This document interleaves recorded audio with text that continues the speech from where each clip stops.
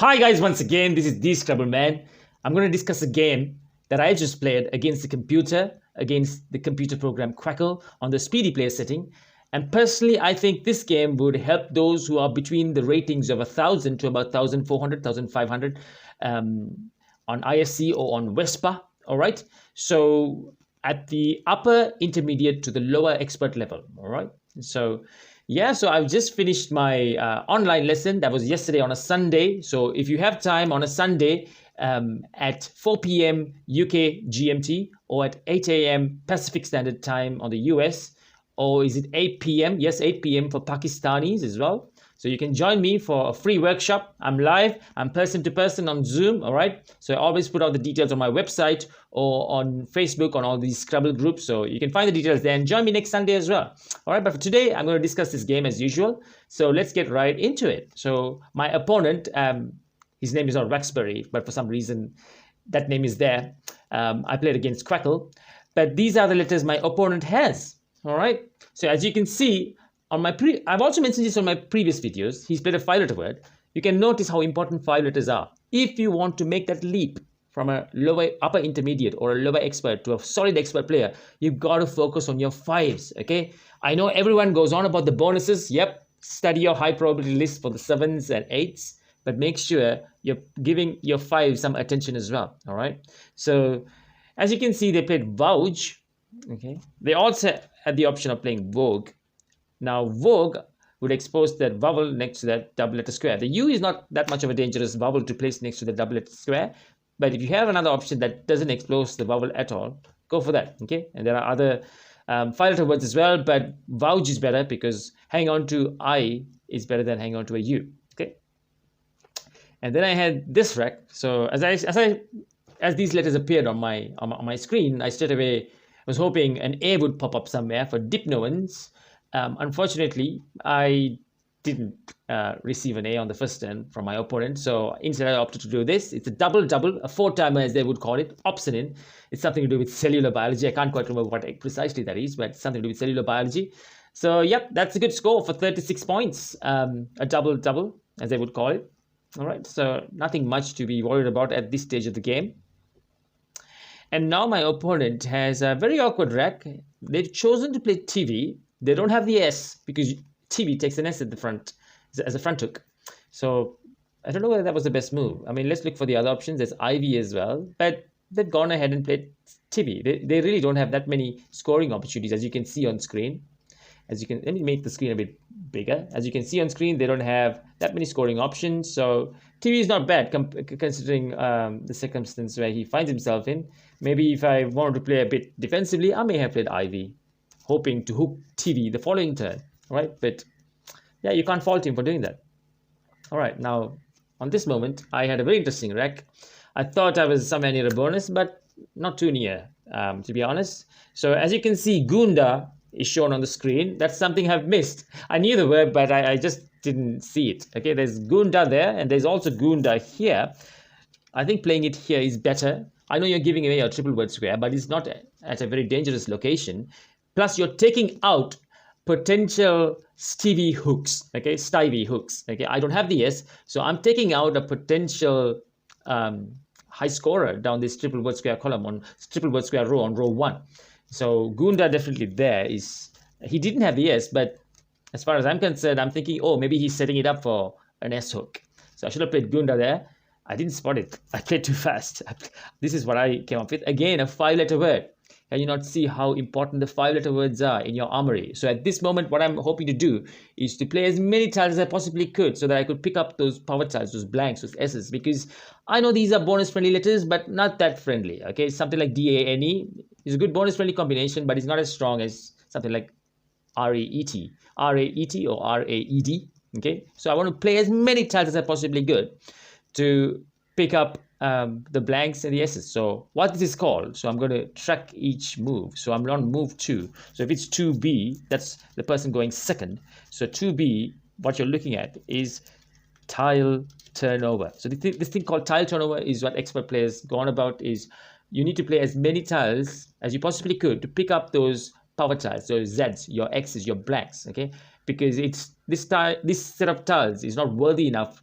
There aren't any tiles for you to preserve that are bonus friendly. Okay, so the better option is to just keep playing. Okay, if you want to preserve something here, you ought to have had something like an R, an S, a T, R-A-T-E, but something like D-A-N-E is not worth preserving for a bonus. You're better off throwing as many tiles as you possibly could to pick up your blanks and your S's or your power tiles. All right, definitely that was a miss, because I should have played Gunda to block out that S hook for TV.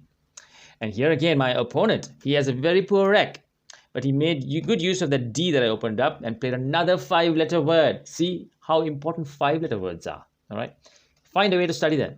All right, now that's not the only word you can make with those letters. You can also make Bodhi. So Dobi is the one that reaches up to the triple word square. Now I picked up these letters and I was literally given a lifeline. So I spotted that straight away. I didn't take even a moment. I just saw that straight away, lifeline. So I'm ahead now by about 45, 48 points. Okay. Frustratingly for my opponent, okay, he picked up some decent tiles, but there are no bonuses there. If there was a loose S, he could have played Riotries, but there isn't a loose S. So he's worried about this triple letter square to that double word square combo. Now that can score me a lot of points. So he has to find a way to limit my scoring opportunities there. So the board is somewhat open, but to play 8s, you don't have that many good floaters. Okay, you can potentially play an 8 through this O, potentially play an 8 through this G, potentially play an 8 through this E. But then again, it's very restricted. The G or the E would have to be the third or the fourth letter, or even the third or the fourth letter for the bonus to work. Okay, so it's not that easy to fit even the second letter. Yeah, third, second, or the fourth letter for a bonus to fit through those G's and through that G and that E. There is an E here as well. So not many obvious floaters for my opponent to make use of. So he's also thinking along the lines of tile turnover. So he wants to play as many tiles as he possibly could. So he chose to play Tori with a double I, and he hung on to one of the best 2-letter leaves, ER. Okay, that will serve him well for potential bonus combinations. Now I picked up these letters. I was very fortuitous to pick up these letters. I straight away saw canteen, and I also observed that there's no place on this board to play canteen. And so I was hoping for a loose R to play entrance, or canteens if there was a loose S. And so then I also was thinking maybe I need to get rid of my CEN, because TANE is a very good bonus friendly 4-letter leaf. All right. So I was looking for options to play CENE, and only at the very last moment did I spot tangents. Again, because it's too crowded. The G is in a very crowded spot. Yeah, like I said to you, it's not a very obvious looking floater, but I did spot it eventually in the end. So I played tangents and I speed ahead. I'm almost ahead by 92 points. Okay. Now my opponent, as a result of turning over many tiles, he picked up not only just one blank, but 2 blanks. Okay. And so he's wanting to make use of that S hook, that front hook for TV, placing the S for TV in front of TV or TV. And he wants to get that triple word square row on row number 1. Unfortunately, the only bonus with the letters that he has, if you make one of the blanks an S, the only bonus that can fit that way is Burster. There are no other bonuses where if you to make that blank an S and to fit it through that triple word square row. So Burster is one of the moves that he saw, that he chose to play. In fact, that was his ultimate choice. There's a row buster as well. I might have actually played this. I don't know, because you don't want your opponent to make use of that S hook. Because because the only danger there is that I might play an S after burster, making bursters and make a play down this way, but that my options are very limited. I can cause him damage, maybe 40 points or 45 points. That's the maximum damage I can cause it, because I can't place a high scoring consonant if I did place an S after burster and come down that column 8. So it's not too dangerous, in fact, to play burster. So on balance, I think playing burster there is better, because I'm taking out that very dangerous Stivey hook. Okay, so that was good play by my opponent. Now these were my letters. So as you can see, I'm desperately trying to get rid of those 2 E's and the U. So we're on turn number 5. So again, I'm going second. So B's are always the player going second. A is the player going first. So turn number 5, B. So I want to get rid of EEU because I want to hang on to AERS. Very good bonus friendly 4-letter leaf. In fact, it is the best bonus friendly 4-letter leaf given a full set of tiles. Okay, this is the best 4-letter combination that will yield you the maximum number of bonuses. All right, maximum number of combinations of some letter words. All right, so I'm desperately trying to get rid of EEU, but obviously my opponents gave me a good scoring opportunity by allowing me to placing that S after bursters, and I can play suit, but even better, by playing sweet, I get rid of another E. I have 3 E's, so I get rid of another one of my E's and score a healthy 41 points. And that's what I did there. All right, so no questions asked there. So I want to preserve letters for a bonus, but the score is so good there that I don't need to sort of worry too much about preserving letters for bonuses. And A, E, E, R, when I play sweet. So when I play sweet, so the capital letters are the letters that I actually end up playing. The I and the T are on the blank on the board. I leave myself with A, E, E, R. Now, even that's not the worst 4 tiles to leave yourself with. Okay, I know the consonant vowel ratio isn't that great. I'm hanging on to 1 consonant and 3 vowels. If you hang on to 4 letters, ideally you're looking at 2 consonants and 2 vowels, or worst case scenario, 3 consonants and 1 vowel. These aren't the worst vowels to hang on to, in fact. So I wasn't feeling too bad about that particular play. I felt rather positive, and I'm still ahead by about 52 points. So yeah, that's looking good for me. Now my opponent has these letters, and yeah, I mean, this is a fairly regulation play, even for like novices, all right, to double up on those triple word squares using your high scoring power tile. So the J definitely has to go there, and the A has to go there as well. There's not much to discuss there. It's a fairly obvious play. All right. Now let's look at our next play. That's my turn. Now I have these letters. Now I have a few options here. All right. So as I mentioned to you before, when I played tangents, when I played lifeline, that E opened up that triple letter square above it. All right. So playing a word that connects that triple letter square to the double word square would score me a lot of points. Okay, and I'll also get the triple letter square working for me again. All right. For example, if I play something like flyer. All right. So I'll get the points for. This is just for an example. Yeah, if I play something like flyer, I'll get triple word square on that F, and then get double, plus I'll get the triple letter square working for me again for FE. All right, this is a fairly regulation play for most expert players, even for upper intermediate players. So I was eyeing that on this particular turn. So I do have my P here. It'll work well with the PER hook. So I did see power. All right, now that scores me a fair few points. Okay, let's look at the option. So I did see power. There's P's as well. Okay, but obviously this scores me 61. Okay, it's the highest scoring move that I have. I mean, you could argue and say, oh, I can hold on to that Z. But right now, I'm the player who is ahead. I know my opponent is caught up. Well, actually, my opponent is caught up. It's almost neck and neck. But I don't have the S's, okay? And I don't want to create more bingo lanes for my opponent to make use of. So if I play something like power, I mean, I don't have the S. My opponent could possibly play a bonus, hooking on an S to that power. All right, so I don't want to do that. The piece is even worse because I think it even takes a D as a hook, and there are 3 D's left as well. So keep an eye out on your tile tracking sheet to see what letters are yet to appear. All right, S is there as a hook, the D is there as a hook. Now I don't want to do anything on that part of the board, because that gives my opponent a very obvious bingo lane plus a scoring opportunity as well, even if he didn't have a bonus. So I settled for was. All right, because it's a high scoring move. Okay, yep. And now my opponent has these. Okay, very awkward letters.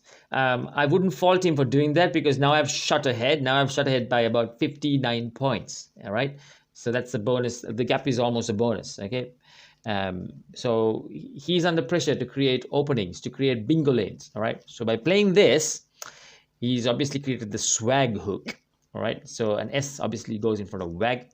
So that's what he's trying to do. He's trying to keep his options open. All right, so the possible bingo lanes are down this B, through these I, starting with an I, or maybe doing an S and then placing an S at the end of the lifeline, and then playing through that I, playing through this I.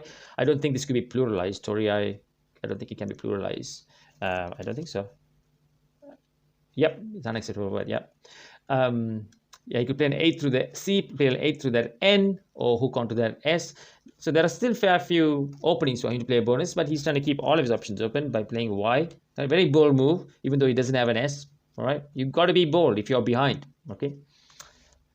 Now, I picked up these letters. There are in fact 3 possible bonuses that I could have played. I only spotted one. Obviously, the most obvious one, which is steeper. That's what I spotted, and I saw wooges, and that was my move. But I missed out on the best play, which was B pester. Yep, I really ought to know this. Okay, it's not too difficult. It's a fairly common word an expert player should be knowing. Okay, that's the best move there, which I missed. All right, and there's also this option, S-streep, which I missed. Okay, if I had spotted S-streep, I think I would have still chosen to play steeper, because S-streep could be extended by placing an S or a D. All right, so I don't want to give my opponent another bingo lane by playing steeper. I keep things locked and tight. All right, my first thoughts were obviously to find a bonus that ends with an S, so I can make that swag hook. And yeah, but unfortunately there isn't a similar word that ends with an S, so I had to settle for steeper. But that was a glaring error on my part. I should have swallowed B pester. All right, and my opponent played a magnificent move through 2 disconnected letters. Expurged, amazing play. All right, amazing play that.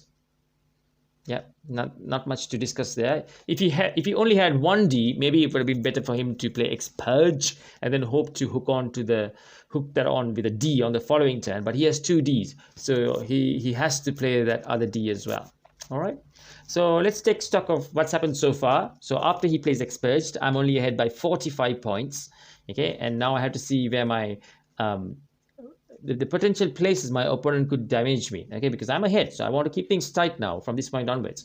So like I said to you, there's a potential bonus lane down that A column, the first column there.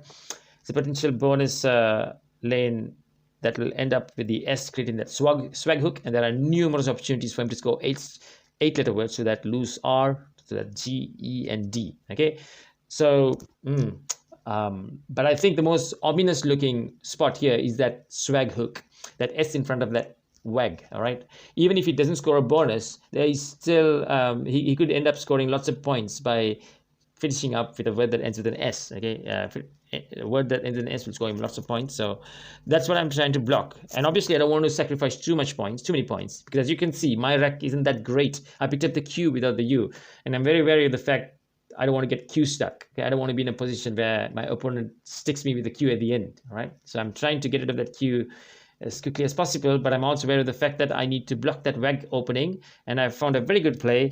I spotted lay, which will do that for me. Which will score me some points, and also block that WAG, S hook for WAG. All right, so I was pretty pleased with that. The computer thinks otherwise. He thinks I ought to block out those floaters and score more points with Ofe, but I prefer to play lay there.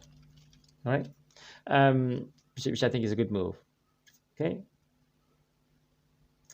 and oops, I ought not to have done that. All right, but I remember the letters that he has, so it's not a problem. So my opponent with these letters chose to play MIDI. All right, I don't know whether that's the best possible move there, because there are 2 A's unseen, and he already has an A. So I don't know whether that's something you ought to have done, because you don't want to get too many A's. That will limit your chances of playing a bonus. Okay, so he played MIDI, which is a very bold move, because he's trying to create more lanes for himself for bonuses. Okay, and he puts me under pressure as well. All right, now I have do I have these letters? Did I have these letters? No, I had another A and a U. These are my letters. Yeah.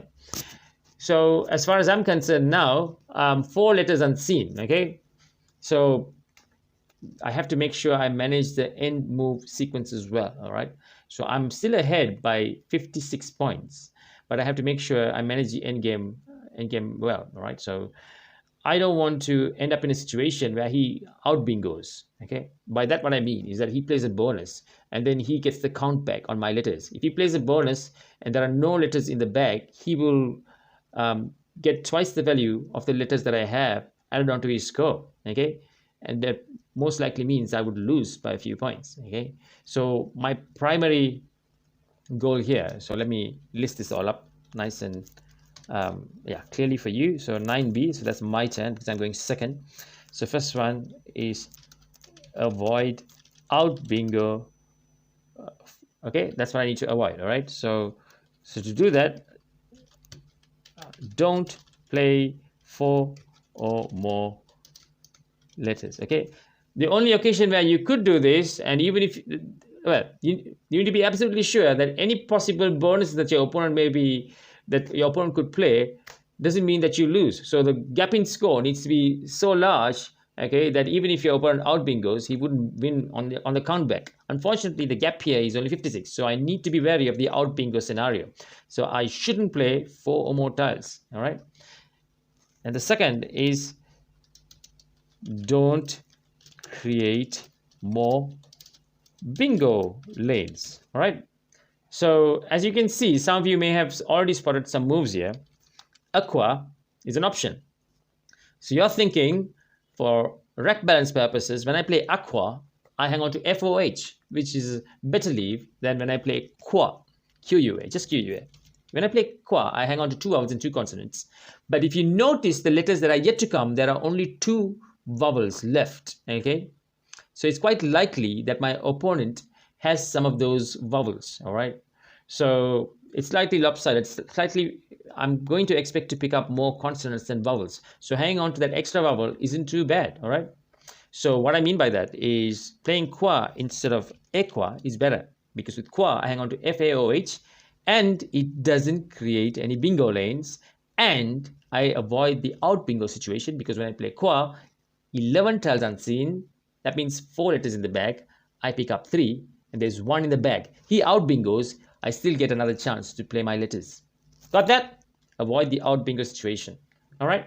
So I chose to play Qua. I'm not at all worried about this triple word square hook, because I don't think he can score more than 50 points or 40 points. And I'm safely home, given the gap in score between myself and my opponent. So my main priority is to manage a situation whereby he goes up with a bonus, or to make contingency plans that even if he does score a bonus, that I'm still ahead in score, that I still have another extra move to play my letters, okay, and catch up with him, okay. As far as I could see, the worst case scenario for me is my opponent playing something like block hearts. So for example, if I play QUA, all right, the worst case scenario, as far as I could see, is for my opponent to play block hearts through that floating B, and then he scores 107 points. Oh, sorry, let me do this again. So I played Qua, and my opponent plays block hearts.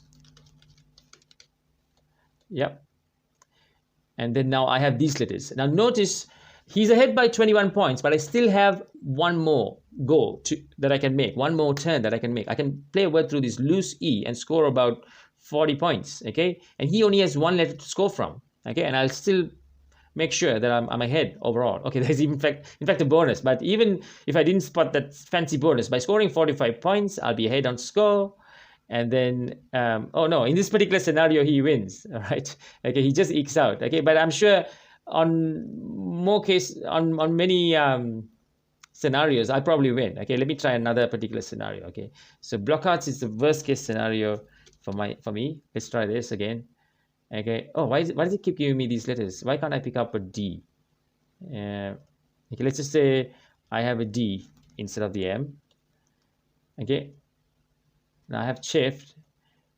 Okay, I'm still the winner. Okay. So I think unless he picks up the D in this particular scenario, I still end up winning. All right. But this is considering the worst case scenario, the highest scoring bonus that I could possibly see. All right. The chances are he probably doesn't have these letters. Okay. So I can play Qua, safe with the opinion that my opponent can't possibly win this game, because I haven't allowed him to out bingo, and I'll probably get another opportunity to make a play on column number 15, row number 15, to catch up on score. All right, but the main point here is that I avoided him from going out with a bingo. All right, and I don't want to also create another bingo lane by playing Aqua. All right. All right, so my opponent, in fact, during the actual game, did have the right letters for a bonus. He had these letters, and he played cant dogs. Okay, he didn't play block hearts, but he played cant dogs, and I had these letters. I had the K instead of the R, and I'm safely home. I'm already ahead by 23 points. I have another turn to make a play somewhere else here. Okay, and that's going to take me home safely. Okay, I should have played that. That's probably the best move, but I didn't spot that word. I ended up playing okay. I still win by about 30 odd points. Yeah, so that was the game that I played against the computer a few minutes back. I hope you learned something from this. Make sure you subscribe to my channel, as they would all say, and also give a like to this video. All right. And so I'll see you soon on another one of these videos. Take care. Bye-bye.